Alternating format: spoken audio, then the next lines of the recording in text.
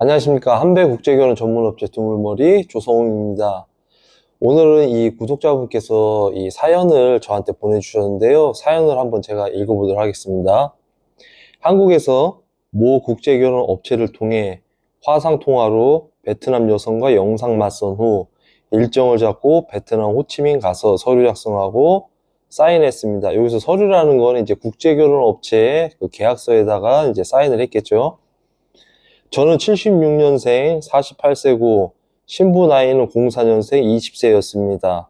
다음날 약혼식하고 신부 가족들과 식사하고 신부와 함께 호텔에 3시쯤 도착하고 짐 풀고 신부가 한국말을 조금 알아듣는 짧은 단어로 대답을 괜찮아 단어를 사용하길래 저는 궁금해서 국제결혼 업체에 물어봤어요. 여성분이 한국말을 쓰더라. 물어보니 신부가 한국 영화 보고 배웠다고 말했습니다. 내가 어디서 배웠을까 의심하는 것 같으니 신부는 말수를 줄이고 조용한 성격으로 바뀌었습니다. 합동 약혼식까지 했는데 상대편 남성분은 35살이었고 저녁밥도 두 커플이 같이 먹었는데 제 신부는 나한테 관심 없고 상대 커플하고 대화를 자주 했습니다. 밥 먹고 나서 호텔 와서 2시간 정도 통역기로 대화를 시도를 했고 신부한테 한국 여행지 사진 보여줘도 별 관심 없고 신부는 눈 시력 근종이 심해서 잔다고 했어요. 시간이 지나서 잠잘 시간이 돼 나는 신부한테 첫날 밤 모르냐고 물었더니 신부는 모른다 해서 저는 설명할 방법이 없어서 업체에 전화해 담당 통역사가 신부와 통화 후 관계를 시도했으나 제가 많이 어색해서 잠자리를 갖지 못했습니다. 첫날 밤 못한 게 아쉬워서 신부한테 새벽에 힘이 생기는데 관계 어려울까요? 물어보니 신부가 관심 안 갖고 그냥 잠을 잤습니다. 일정에 지쳐 자다 깨어보니 새벽 2시쯤?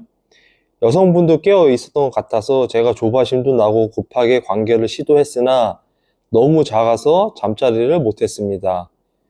신부는 아침에 일어나 아프다고 저한테 얘기했어요. 서로 점점 말도 없어졌고 2일차 되던 날 오전 마트에서 쇼핑하고 옷 사고 신부는 인형 사고 호텔 와서도 침대 끝에서 인형을 안고 핸드폰만 했고 저는 어색함을 풀기 위해 신부를 안으려고 했으나 신부는 싫다고 거절을 했습니다. 합동 결혼식 때 신부는 고향 친구라면서 둘이서 시장 간다고 해가지고 용돈 40만 동을 줬는데 그 용돈 40만 동 중에 옷 사고 간식 사고 점심 먹고 이렇게 또 호텔로 왔어요. 그리고 이제 옆 신부는 이 옆에 신부하고 제 신부하고 같이 화장을 같이 했고 화장을 하면서도 저한테는 관심이 없었습니다. 그래서 전 신부하고 같이 데이트하고 싶어서 호치민 광장 같이 가자고 했더니 여 커플하고 같이 가자고 말해서 제가 신부한테 저쪽 커플은 다른 일정이 있을 거다. 우리 둘이 따로 데이트를 하자 하고 해서 둘이 따로 데이트를 했습니다. 신부는 표정에서부터 가기 싫어하는 느낌이었습니다.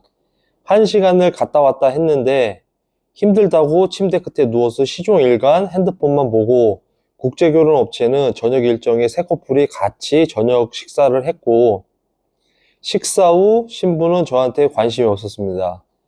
호텔 와서 저는 이 상황이 심각해서 통역기로 대화를 시도했으나 신부는 신랑 나이와 제 나이가 28세 차이가 나니까 대화하기 어렵다고 하고 기다려 달라고 했습니다.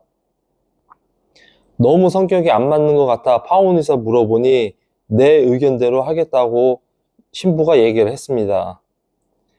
신부 생각은 그거였어요. 하면 하고 말면 말고식. 화가 나서 밤 12시쯤 성관계를 시도했으나 신부님도 받아들였는데 제가 또 어색해서 잠자리를 못 가졌습니다. 다음날 아침에 또 대화가 또 단절이 됐고 업체 사장님 불러서 파혼에 대해 대화를 했고 파혼서에서의 서로 합의하에 성격상 문제로 파혼함이라고 썼음. 국제결혼업체는 신부에게 위자료 200달러 줘야 한다고 얘기했으나 현재 제가 100달러밖에 없다고 하니 그걸로 위자료를 대신했습니다. 문제는 이제부터 한국에 와서 많은 생각 후 업체에 카카오톡으로 신부와 다시 재진행이 어렵냐고 했더니 업체는 재추진도 없고 나머지 잔금 180만 원 입금하라고 했습니다. 국제결혼 업체는 마무리도 없고 계약 종료시켜서 저는 소비자원에 구제 신청했습니다. 국제결혼 업체에서 내용 증명을 가지고 베트남 신부가 처녀 상실을 했고 위약금 1만 달러, 잔금 180만 원 입금하라고 저에게 협박했습니다. 제가 신부 베트남 전화번호 있어서 잔로 연결 친구 추가 요청했는데 신부는 요청을 무시했습니다. 제가 어느 소송도 어렵고 다정하지 못했던 거 인정하지만 여성분도 약혼식 이후 성격이 돌변했는데 계속 진행을 해서 한국에 입국해야 했어야 하는지 의문이 드네요. 파혼한 날 아침에도 업체에서 3자 대면 중재 및 통역도 안 해주고 그냥 파혼하지 말라고 함. 그 상황이 답답해서 제가 업체에 얘기했습니다. 신부가 한국 가서 같이 살 의지가 있냐고 3번을 강조해서 물어봐 달라고요. 신부는 생각할 겨를 없이 내 생각에 따라간다고 함. 그 신부와 계속 진행했어야 했을까요? 카카오톡 잔로 여성사진 얼굴도 그림으로 바꾸고 귀국 3일로 파혼했던 신부가 생각나 다시 진행 가능하냐고 업체에 문의했습니다. 사죄하는 의미로 전통결혼식 부모님 용돈 30만 원 제한했더니 업체에서는 나머지 100 몇십만 원 입금하고 계약 종료하자고 했습니다. 저도 어이가 없었고 결혼도 아니고 답답합니다. 제 생각에 신부 친구는 35살 남자하고 결혼하니 제 생각에는 신부가 나와 결혼한 나이 차가 28세 차이가 나니까 현타가 왔을 수도 있다고 생각이 들었습니다. 나이 차이가 너무 나는 여성을 소개해준 업체의 과실 아닙니까? 얘기하니 국제결혼업체는 저에게 관심이 아예 없었습니다. 과연 이 결혼을 제가 이어가야 했을까요? 라고 이렇게 사연을 저한테 이렇게 구구절절하게 이제 얘기를 해줬는데 이 내용을 보면 이제 신랑 입장에서는 이러이러한 부분이 좀 기가 찰 수 있어가지고 이제 저한테 보낸 건데, 근데 이제 업체 측에서 이제 생각을 해본, 저도 이제 국제결혼 업체를 하니까 업체 측에서 생각을 한다라고 하게 되면, 저 같은 경우에는 이 남성의 이 스펙과 프로필을 보고, 이 남성과 맞선을 볼 수 있는 서로 비슷한 그런 여성의 프로필을 제가 먼저 보냈을 거예요. 그리고 솔직한 얘기로 요즘에 나이 차이가 28살 차이가 나면 정말 남자가 관리가 잘 된 사람이 아니면 솔직한 얘기로 쉽지가 않아요. 그리고 저 같은 경우에는 20세 여성들을 소개 자체를 안 해요. 왜? 차라리 제가 소개를 할 때 보면 저희 신랑분들도 다 알아요. 제가 상담했던 사람, 제가 성혼시켰던 사람들한테도 제가 늘 했던 얘기가 뭐냐면 농촌 여성이라고 해서 그 여성이 마음씨가 착할 거라는 생각을 하지 말아라. 그리고 사회 경험을 많이 한 사람을 제가 소개를 시켜요. 사회 경험이라는 건 뭐냐면 내가 고등학교 졸업하고 대학교를 졸업하고 그럼 회사를 다닐 수도 있는 거고 아니면 다른 직장이라든지 공장이라든지 이런 데 다녔던 사람들은 그 나라도 마찬가지로 위계 질서라는 게 있단 말이에요. 우리나라 한국도 마찬가지잖아요. 젊은 친구가 일을 안 해. 그럼 일을 안 한 사람은 그냥 자기 생각만 갖고 있어요. 상대방을 생각한다든지 배려를 한다든지 저 사람이 뭘 원하면 뭘 줘야 되는지에 대한 그냥 자기 위주로 이렇게 생각을 한다 이 말이에요. 그렇기 때문에 국제결혼을 만약에 여러분들이 생각을 한다라고 하면 그래도 어느 정도는 사회 경험도 있고 회사도 이렇게 잘 근속도 괜찮고 하는 그런 여성을 소개받아야지만이 여러분들이 대화를 하거나 문제가 생기거나 하면은 내가 이런 부분에서는 또 실수한 걸 또 바로바로 또 인정을 해요. 근데 그렇지 않은 사회 경험이 없는 초년생들을 만약에 맞선 여성으로 소개를 받는다라고 하면 쉽지는 않습니다. 그리고 뭐, 이 남성 주장은 그거예요. 나는 첫날밤도 못했고, 뭐, 결혼을 했지만, 내가 왜 위약금을 10,000불을 줘야 되고, 내가 왜 위자료를 줘야 되는지에 대해서 이제 도무지 납득이 안 된다, 이렇게 생각하는데, 이거는 이제 제가 또 이제 업체 입장에서 이제 얘기를 하자고 한다라고 하면, 자, 예를 들어서, 저 같은 경우에는 그래요. 이제 신랑이나 신부나 뭐 이렇게 서로 이 기류를 제가 느끼거든요. 서로 좋아하는 마음이 있는지 없는지. 근데 좋아하는 마음이 있어. 그래도 제가 한 번 더 얘기를 해요. 만약에 이제 뭐 서로 잠자리를 처음에 시작을 할 때 다정다감하게 대화를 자주 시도하고 편안하게 스킨십을 하면서 잠자리를 준비를 하세요. 저는 이렇게 얘기를 해요. 그러면은 대부분 100이면 100 다 거기에서 문제된 게 하나도 없었어요. 근데 만약에 뭐 대화도 하고 스킨십도 하고 했는데 잠자리를 거부한다라고 하게 되면 잠자리 하지 마시고 저한테 얘기를 하시고 그리고 그 여성을 저는 이 결혼 상대자가 아니다 이렇게 얘기를 하고서는 그 여자를 제가 다른 사람으로 맞선을 또 제가 현지에서 바로 진행을 제가 시켜요. 근데 지금 이 남성분 같은 경우에는 첫날에도 첫날밤을 시도를 했고 새벽에도 첫날밤을 시도를 했고 그리고 그 다음날도 첫날밤을 계속 시도를 했어요. 그러면 본인이 여성이 나한테 관심이 없다라고 이 얘기를 해줬다라고 하면 이 업체도 그거를 이제 반영을 해서 그러면 다른 여성분하고 맞선을 진행하도록 하겠습니다. 이런 얘기가 나와야 되는데 이제 그런 얘기를 이 남성분이 안 했단 말이에요. 그러면은 일정이 뭐 4박 5일에서 뭐 5박 6일 그 일정을 둘이서 맨날 붙어 있었다 이 말이에요. 그러면은 업체에서는 이 부분에 대해서 명분이 있다 이 말이죠.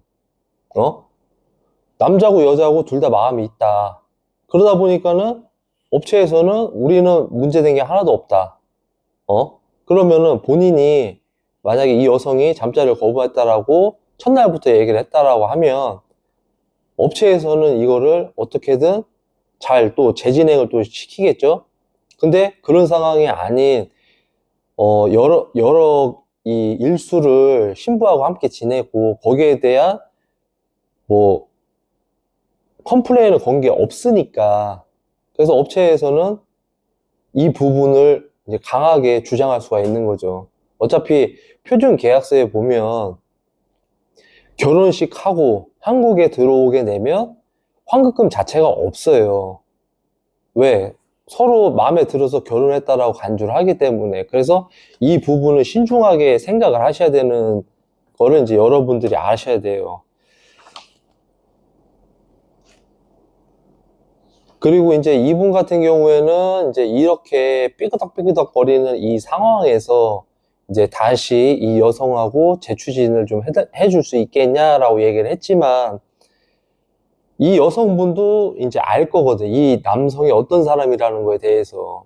그래서 저 같은 경우에는 제가 이제 뭐 맞선을 보던, 뭐 맞선을 해서 뭐 그 신부가 뭐 거절을 하든 항상 언행에 항상 조심을 항상 하라고 그래요.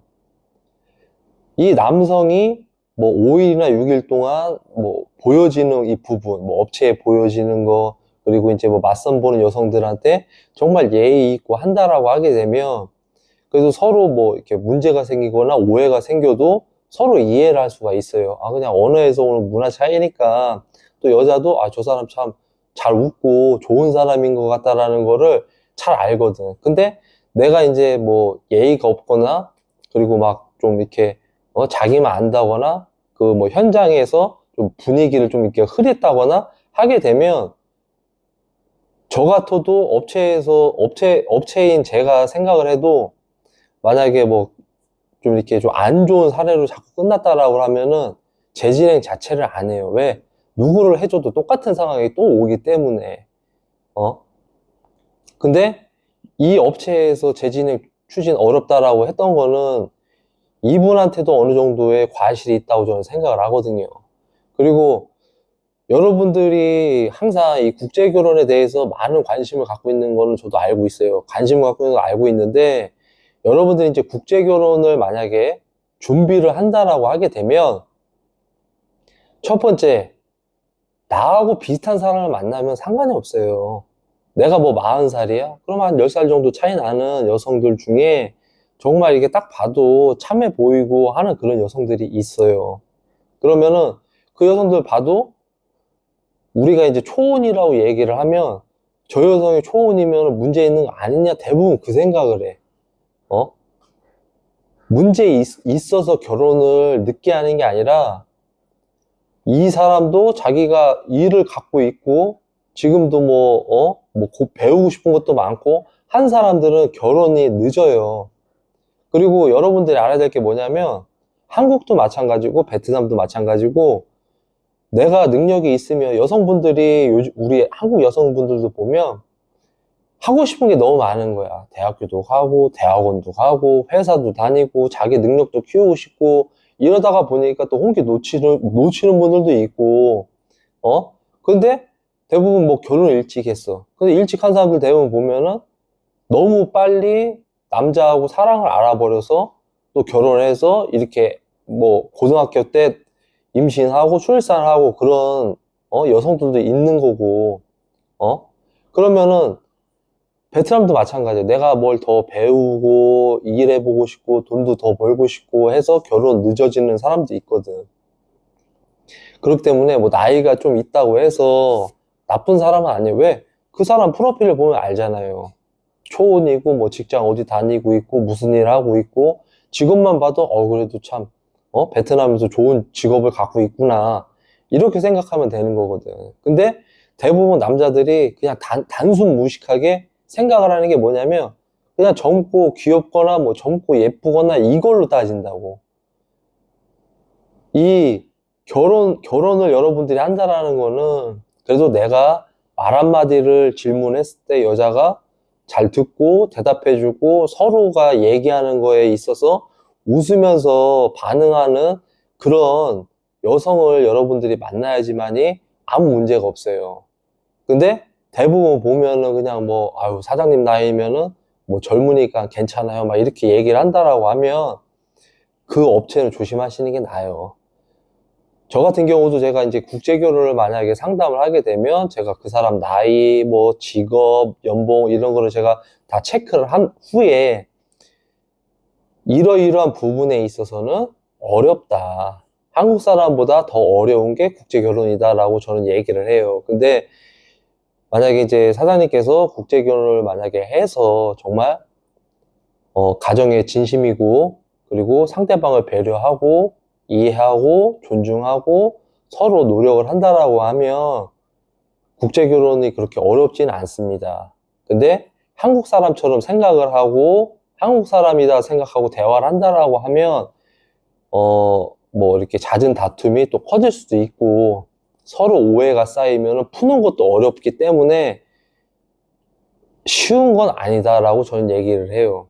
그리고 이제 뭐 예를 들어서 저한테도 뭐 40대 뭐 후반 뭐 50대 초반 이런 남성들이 이렇게 연락이 오면 저는 그냥 대놓고 얘기해요.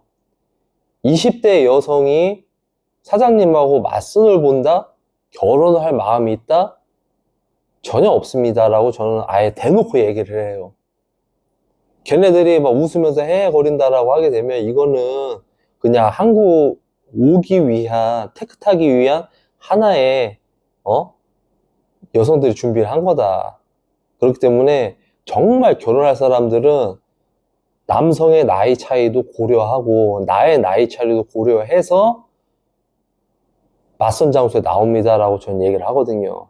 그러니까 뭐 내가 나이가 뭐 40 후반, 뭐 50 초반 이런데 아유 사장님 정도면 뭐 20대 여성이 뭐 줄을 섰어요. 충분해요.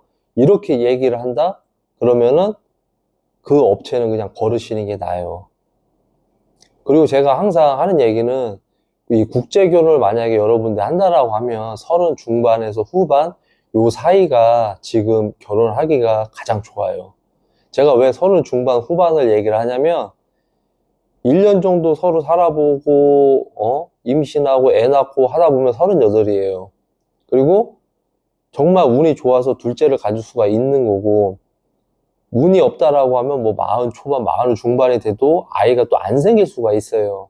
그러면은 애 키우다 보면은 정말 뭐 6년에서 10년이 그냥 휙 가거든요. 근데 총각들은 몰라. 결혼 안 해본 사람들은 이 시간이 어떻게 지나가는지를 몰라요. 그렇기 때문에 내가 조금이라도 젊고 뒷바라지가 가능할 때 결혼하고 임신하고 출산하고 하셔야지만이 뭐 첫째, 둘째, 셋째 이렇게 낳을 수가 있는 거지.